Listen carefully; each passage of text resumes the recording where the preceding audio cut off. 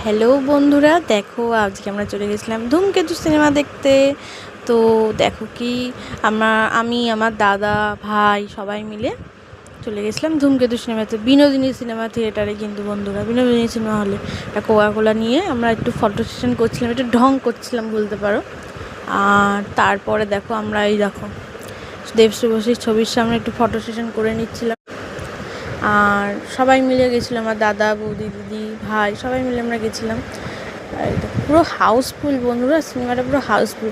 তবে হ্যাঁ, আমি একটা কথা বলতে চাই, সিনেমাটা কিন্তু মানে খুবই ভালো। হ্যাঁ, আর রুদ্রনীলদার অভিনয় জাস্ট ওয়াও, একবার দেখে এসো।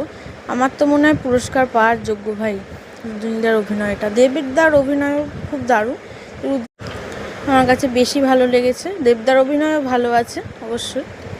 আর দেখো খুব সুন্দর হয়েছে কিন্তু বইটা। হ্যাঁ, তোমরা একবার গিয়ে দেখে এসো।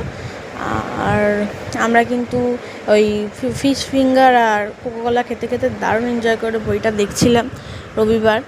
তার মধ্যে রান্না বান্না করে মাংস ফাংস দিয়ে খেয়ে দিয়ে একেবারে আমরা বেরিয়েছিলাম এই বইটা দেখতে বন্ধুরা।